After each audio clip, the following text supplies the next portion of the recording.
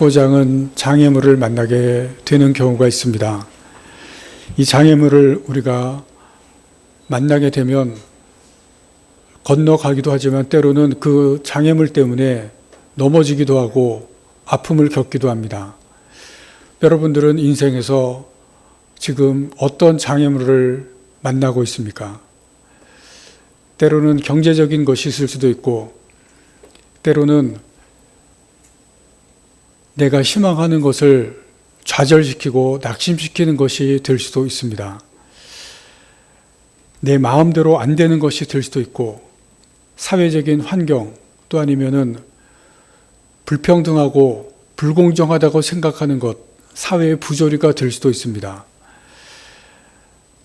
아픈 질병이 될 수도 있고, 또 힘들게 하는 사람이 될 수도 있고, 사람들과의 관계나 오해하는 그러한 사람이 될 수도 있습니다. 이런 여러 가지 장애물들이 있을 수가 있는데, 그런데 그 장애물이 내 안에 있는 것인지 아니면 내 밖에 있는 것인지 한번 생각해 보시기를 바랍니다. 한 기자가 부흥사인 무디에게 와서 물었습니다. 어떤 사람이 당신에게 가장 큰 장애가 됩니까? 그러자 무디가 즉각적으로 이렇게 대답을 했습니다. 어떤 사람보다도 무디라는 작자가 가장 큰 골칫거리요. 잭 피아라는 사람은 이런 말을 했습니다. 내 인생을 돌이켜보니 많은 장애물이 있었습니다. 그 중에서 가장 큰 장애물은 바로 나였습니다. 세상에서 가장 치열한 전투는 자기 자신과의 싸움이라고 말합니다. 나의 여러 가지 문제와 장애 중에서도 죄는 가장 근본적인 문제입니다. 죄를 짓게 하는 마음, 죄를 짓는 행동, 우리의 삶을 잘못되게 만들고 그르치게 만듭니다. 오늘 본문은 예수님께서 중풍병자를 고치시는 말씀입니다.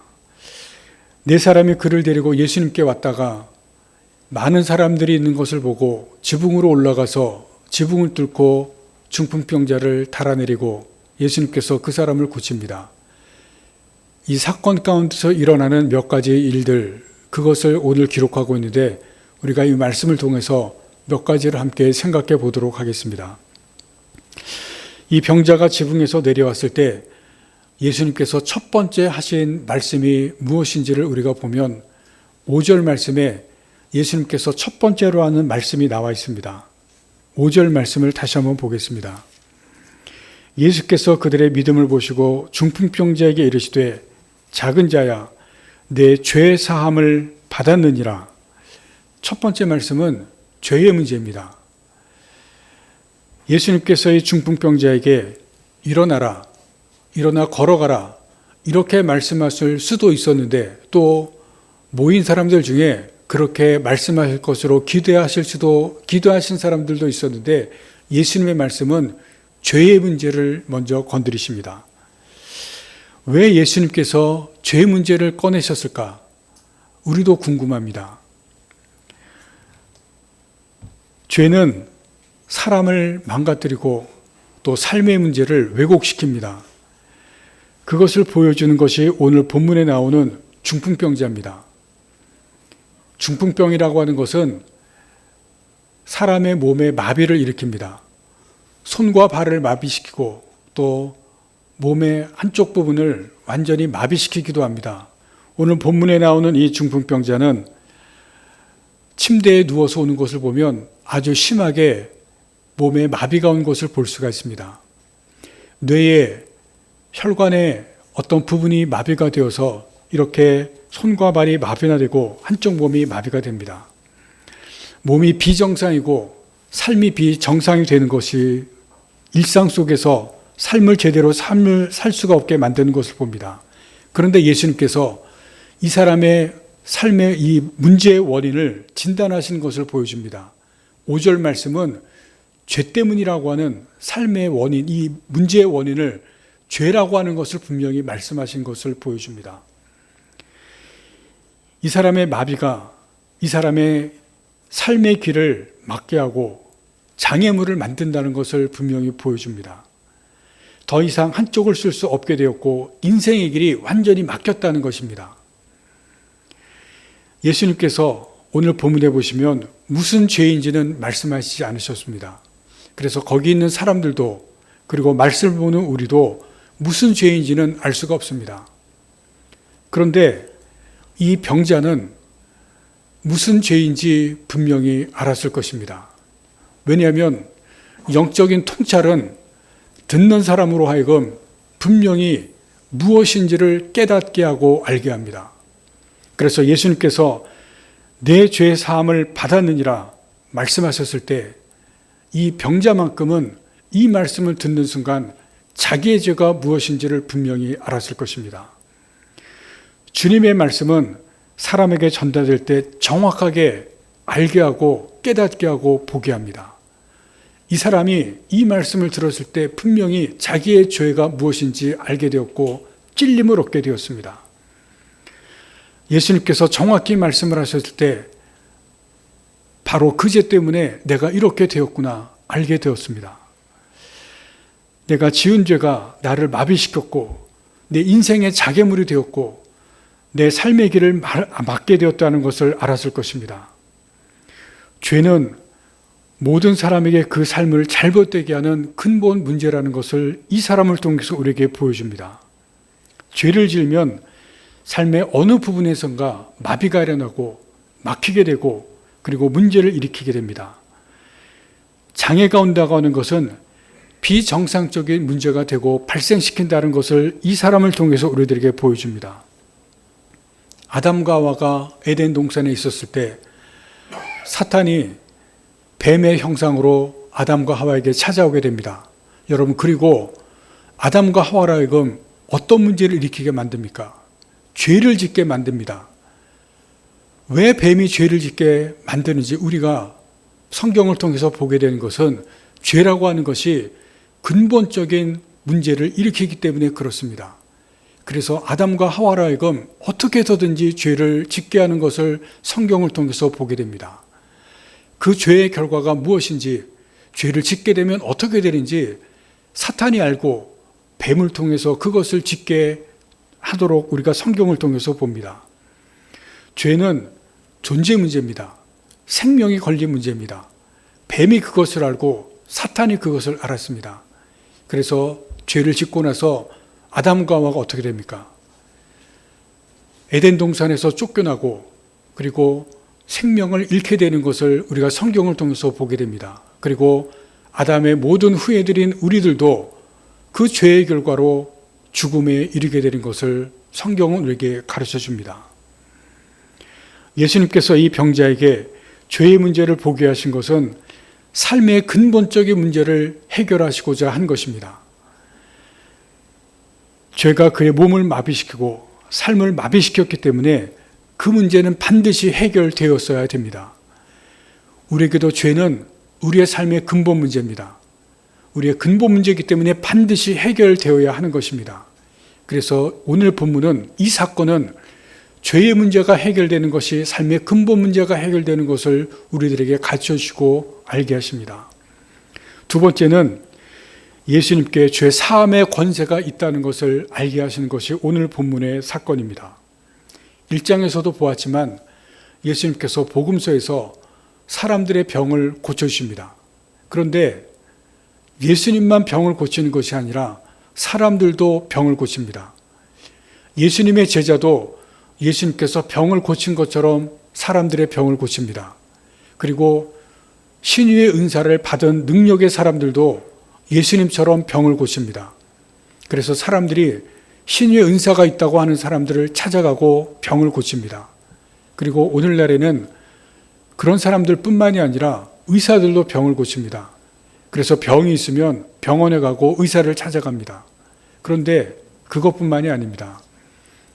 다른 종교 가진 사람들도 병을 고칩니다. 여러분, 무당도 병을 고치고 퇴마사, 승려들도 귀신을 쫓습니다. 여러분 아마 텔레비전에서 그러한 것을 보셨을 겁니다. 예수님만 그런 것이 아니라 다른 사람들도 다른 종교에서도 병을 쫓고 귀신을 쫓습니다. 그런데 다른 어떤 사람들도 다른 어떤 종교에서도 할 수 없는 것이 있습니다. 하나님 이외에는, 예수님 이외에는 할 수 없는 그것이 있습니다. 그것이 바로 무엇이냐면 죄 사함입니다. 이 죄 사함이라고 하는 것은, 죄를 용서해 주는 것은 어떤 종교에서도 어느 누구도 어떤 신도 할 수 없는 것이 죄 사함입니다. 하나님과 예수님 이외에는 할 수 없는 것이 죄 사함의 능력입니다. 예수님께서 중풍병자를 예수님 앞에 내려왔을 때 예수님께서는 오늘 본문 1절, 2절 말씀해 보시면 마지막에 사람들에게 도를 말씀하셨다고 기록이 되어 있습니다. 사람들에게 복음을 전하고 말씀을 가르쳤습니다. 무슨 말씀이냐면 병자를 고치는 상황이 아니라는 것입니다. 그런데 갑자기 병자가 예수님 앞에 내려왔습니다. 그런데 예수님께서 말씀을 전하시고 복음을 전하시는 이 부분이 방해가 되었음에도 불구하고 병자가 내려왔을 때 예수님께서 이 병자를 고쳐주시는 것을 우리가 성경에서 봅니다. 그리고 5절 말씀에서 우리가 보았듯이 이 병자에게 내 죄 사함을 받았느니라 말씀합니다. 근데 이 말씀을 듣고 7절에 보시면 서기관들이 이 말씀을 듣고 괘씸하게 생각합니다. 7절 말씀을 다시 봅니다. 이 사람이 어찌 이렇게 말하는가? 신성모독이로다. 오직 하나님 한 분 외에는 누가 능히 죄를 사하겠느냐? 여기 나오는 서기관이라고 하는 사람들은 율법인 하나님의 말씀을 연구하고 기록하는 사람들입니다. 구약 성경을 아주 잘 아는 구약 성경에 능통한 사람들입니다. 구약 성경에 보시면 하나님 한 분 외에는 죄를 사할 수 있는 그러한 존재가 없습니다. 그래서 구약의 서기관들은 그 부분을 잘 알았기 때문에 이렇게 마음속으로 생각한 것입니다. 하나님만이 죄를 사할 수가 있는데 예수라는 사람이 어떻게 감히 죄 사함을 받았다고 말할 수 있느냐? 그래서 괘씸하게 여길 뿐만이 아니라 죄 사함을 받았다고는 이 말을 들었을 때 충격을 받았습니다. 어떻게 감히 죄 사함을 선언할 수 있겠느냐? 이 말을 듣는 순간 충격에 빠진 것입니다. 그리고 7절에 보시는 것처럼 신성모독이라고, 그리고 그런 생각을 하고 신성모독이라는 죄를 생각을 한 것입니다. 하나님만이 하실 수 있는 일을 사람이 한다고 판단했기 때문입니다. 이 사람들 입장에서는 예수님이 가장 큰 죄, 신성모독이라는 죄를 지금 범하고 있다고 생각한 것입니다. 그런데 예수님께서 이 모든 상황을 다 아셨습니다. 이 사람들이 이런 생각을 하고 있는 것을 예수님께서 아십니다. 8절 말씀을 봅니다. 그들이 속으로 이렇게 생각하시는 줄을 예수께서 곧 중심에 하시고 그들에게 이르시되 어찌하여 이것을 마음에 생각하느냐. 이 8절은 사람들의 생각을 예수님께서 아시는 겁니다. 생각을 하시는 예수님의 부분을 보여주십니다. 이런 상황을 다 아시고 사람들의 생각을 아십니다. 그럼에도 불구하고 예수님께서 이 말씀을 하시는 이유가 있습니다. 10절 말씀입니다. 그러나 인자가 땅에서 죄를 사하는 권세가 있는 줄을 너희로 알게 하려 하노라. 이 10절 때문에 예수님께서 죄 사함이 있다는 것을 선언하시는 것입니다. 이 10절에 보시면 우리가 주목할 예수님의 호칭이 나옵니다. 인자라는 호칭입니다. 인자라는 것은 사람의 아들이라는 뜻입니다. 갑자기 여기에서 예수님께서 인자라는 단어를 사용하신 것은 사람의 아들로 이 땅에 오시는 것을 강조하기 위해서 이 말씀을 사용합니다. 이 땅에 오신 목적, 사람의 아들로 내가 이 땅에 왔다는 것입니다. 내가 이 땅에 왜 왔느냐? 이 땅에 오신 것은 죄를 사하는 권세가 있는 줄을 사람들에게 알리기 위해서 왔다는 것입니다. 예수님은 죄 사함의 권세가 있다는 것, 그것을 사람들에게, 너희에게 알리기 위해서, 그것을 위해서 예수님께서 이 말씀을 하셨다는 것입니다. 유대인들은 죄 사함의 권세가 하나님께만 있다고 믿었습니다. 그런데 예수님께서 그 권세가 나에게도 있다는 것, 그래서 내가 하나님과 같다는 것을 지금 여기에서 알리고 있습니다. 그 증명 방법이 무엇입니까? 그 증명 방법이 지금 앞에 있는 중풍병자를 고치는 것입니다. 중풍병은 이 당시의 불치병입니다. 고칠 수가 없는 병입니다.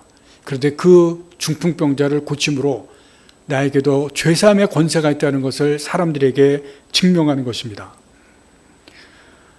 하나님만이 하실 수 있는 일, 그것을 예수님께서도 하시는 것을 사람들에게 보여줍니다. 여러분, 그런데 앞에서도 말씀드렸듯이 병 고치는 것은 사람들도 할 수 있습니다. 의사들도 할 수 있고 능력 있는 능력자들도 할 수 있습니다. 지금은 사람들이 하나님만이 하실 수 있는 일을 사람들도 그 영역에 도전하고 사람들도 할 수 있다고 하기 때문에 하나님만이 하실 수 있는 일, 지금은 우습게 생각합니다. 과학이 발달하면서 과학이 하나님의 영역을 도전하고 하나님만이 하실 수 있는 일을 사람들도 할 수 있다고 생각합니다. 하나님만이 하실 수 있는 일, 점점 좁아지는 것 같습니다. 사람들이 그래서 사람들을 위대하다고 생각합니다. 정말 상상하지 못하는 것까지도 도전했고 이뤄냈고 또 발전해 가고 있습니다.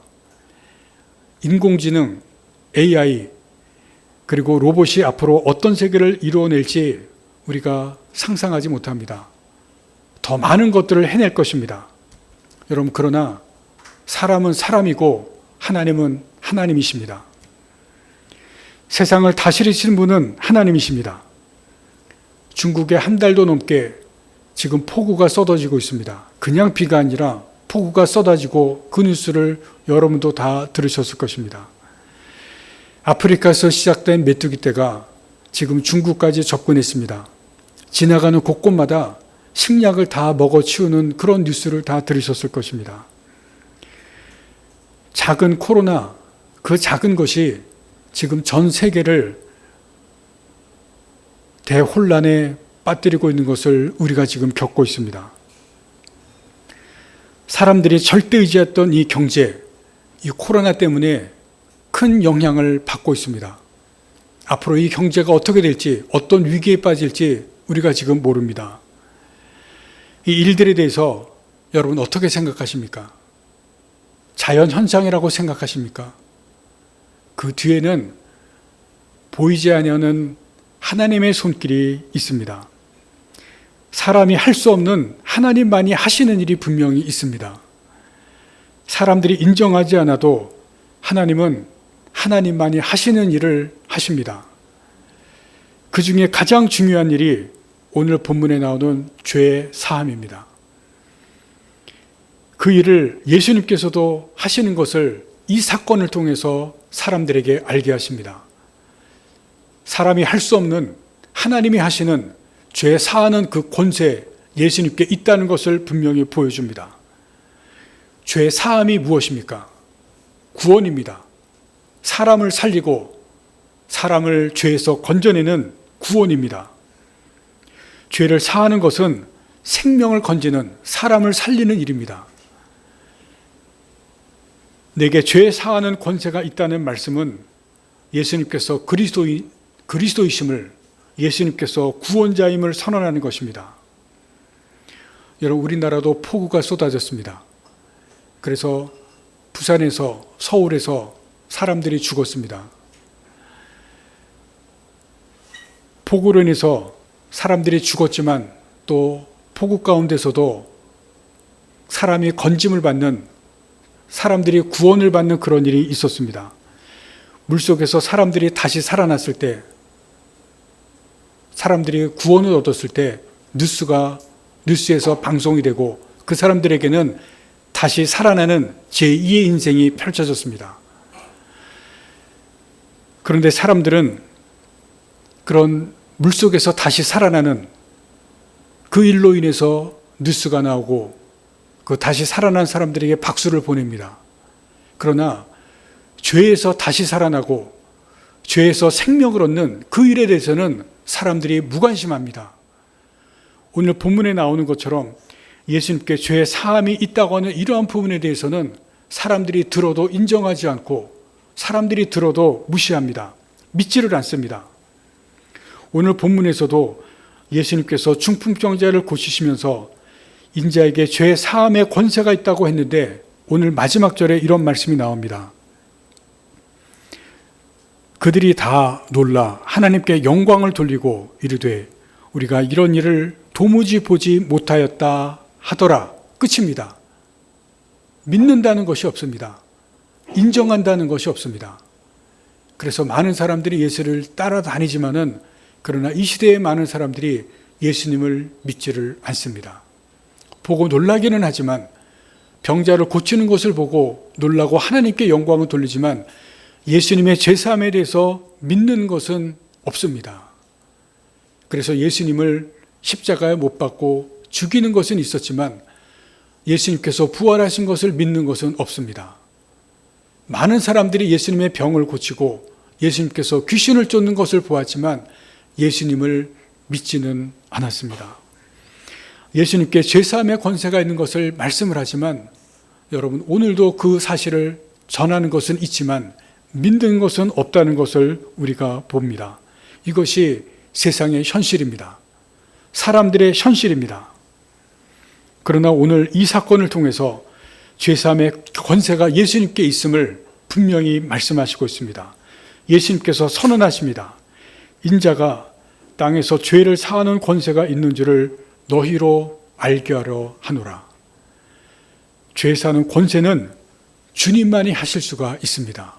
그것을 오늘 우리들에게 그리고 사람들에게 분명히 알려주십니다. 세 번째는 가장 중요한 것입니다. 죄를 지은 사람은 예수님께 나와야 한다는 이 사실을 말씀합니다. 2절에 보시면 예수님께 도를 가르치시고 복음을 전하는 상황입니다.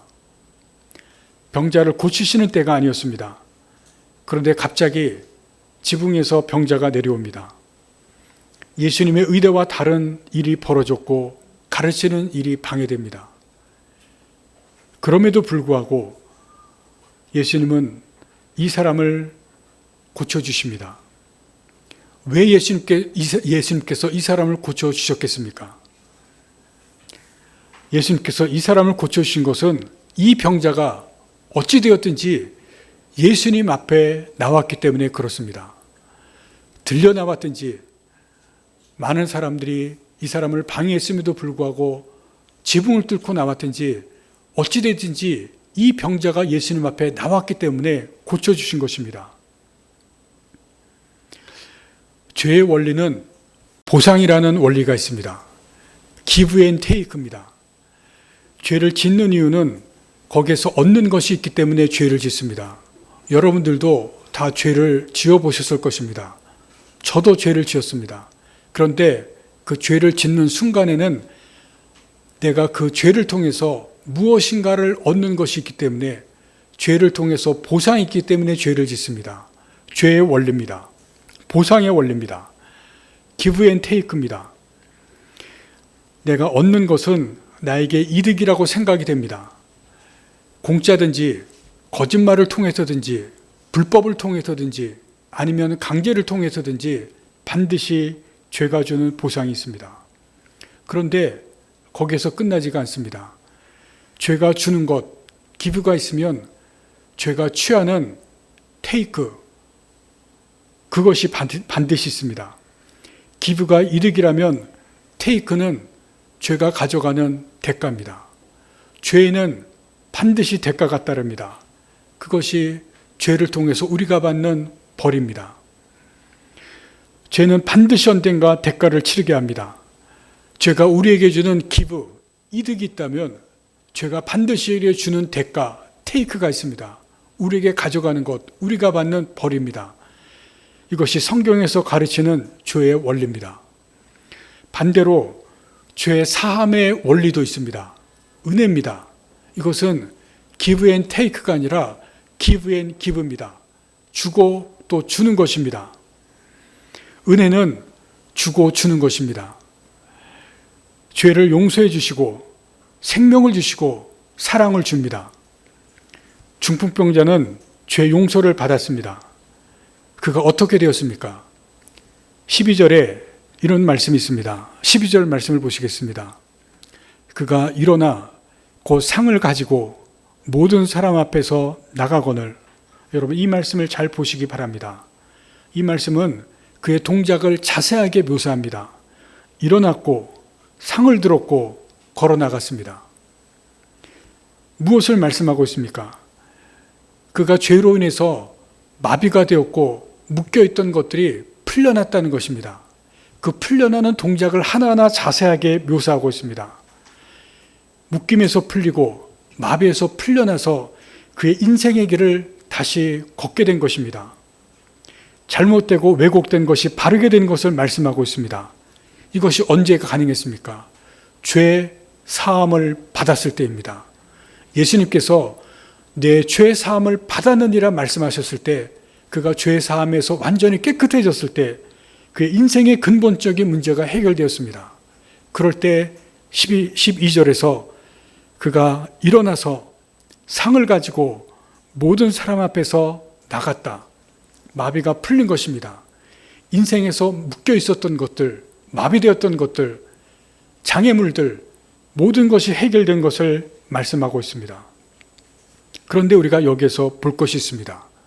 이 문제 해결의 출발점입니다. 어떻게 이 문제가 해결되었습니까?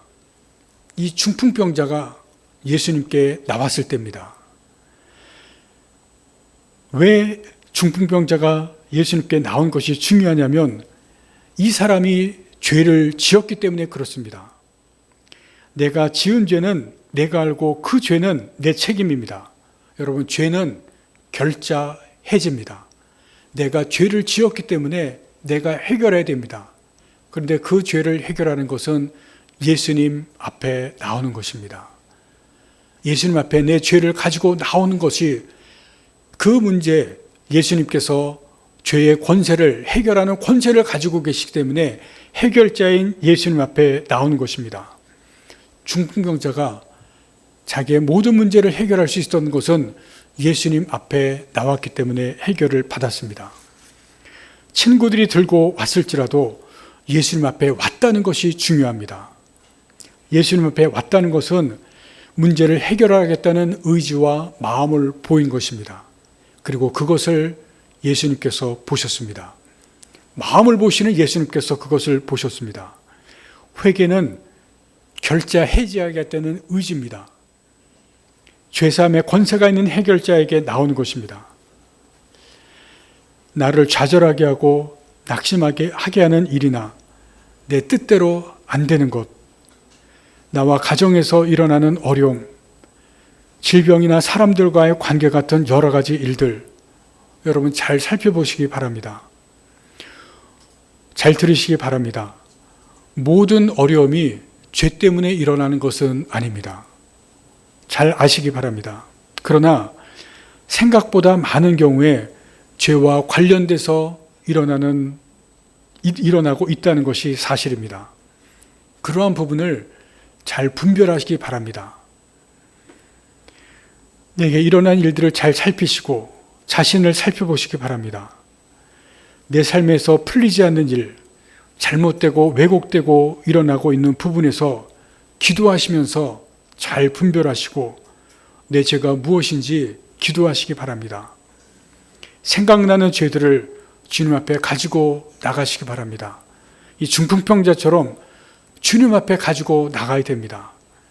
죄 사함의 권세를 가진 주님께서 용서하시고 잘못된 것들을 회복해 주실 것입니다. 주님 앞에 나오는 모든 사람들, 주님께서 죄 사함의 권세를 가지고 용서하시고 회복해 주실 것입니다. 이제 오늘 본문에서 마지막으로 우리가 함께 볼 것이 있습니다. 오늘 본문은 모든 병을 고치시는 치유의 사건 중에서 가장 특별한 사건입니다. 5절에 보시면 이 중풍병자를 고치시는데 예수님께서 그들의 믿음을 보시고 라는 말씀이 있습니다. 그들의 믿음을 보시고 고쳐주셨다. 이 병자의 믿음을 보셨겠지만 예수님은 데리고 온 사람들의 믿음을 보시고 고쳐주셨습니다.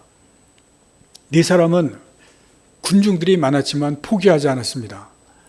지붕으로 올라가서 지붕을 뜯어내고 예수님 앞에 이 병자를 달아내렸습니다.